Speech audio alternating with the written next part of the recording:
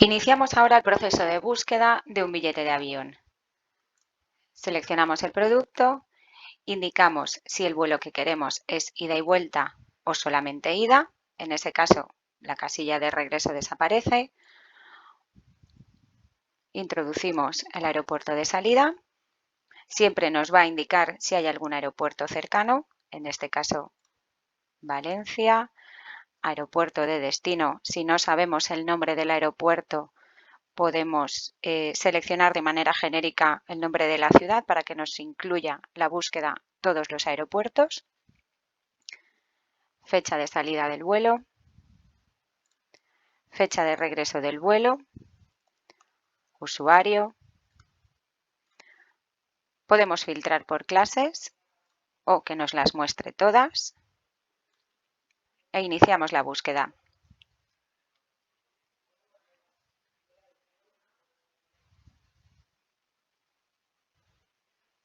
En todo momento, como en todos los productos de nuestra herramienta de reserva online, el usuario puede saber cuáles son las políticas de compra que tiene aplicadas.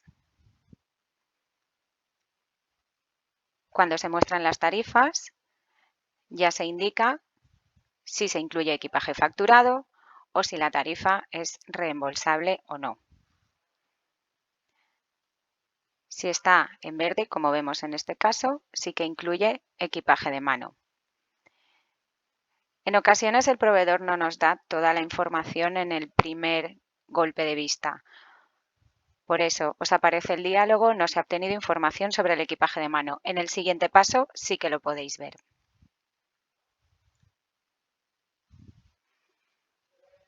Aquí os podéis encontrar con tarifas que están sombreadas, las cuales no podéis clicar para reservar, y la razón de esto es porque están fuera de las reglas de negocio.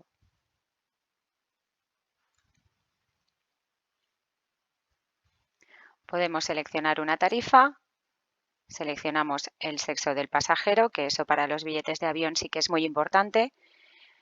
Si previamente ya nos hubierais dado vuestras tarjetas de fidelización, aparecerían aquí y las podríamos seleccionar. En el caso de que vuestras tarjetas de fidelización no estén grabadas, si las tecleáis en este momento y las utilizáis para emitir este billete, ya se queda automáticamente grabado en nuestro sistema, de manera que no es necesario que nos las volváis a dar. O si no tenéis tarjeta de fidelización de la aerolínea, continuamos con la reserva. Siempre se os va a indicar el tipo de tarifa que elegís. En este caso es una tarifa no reembolsable.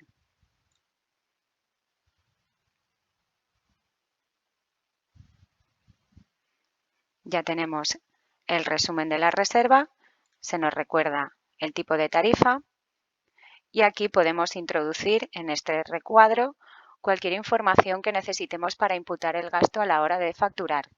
Podemos poner número de proyecto, podemos poner referencia interna, podemos poner nombre de departamento, cualquier cosa que necesitéis o simplemente dejarlo en blanco. Confirmamos la reserva.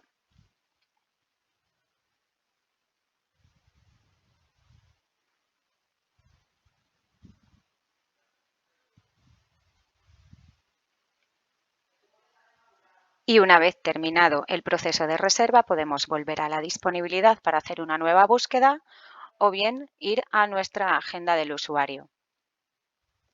Aquí nos aparece agendado el vuelo que acabamos de reservar. El día 6 tenemos el vuelo de ida, Valencia-Londres.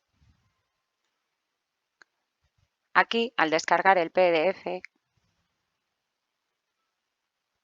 tenemos el resumen de toda nuestra reserva. Esto ya nos sirve de billete electrónico.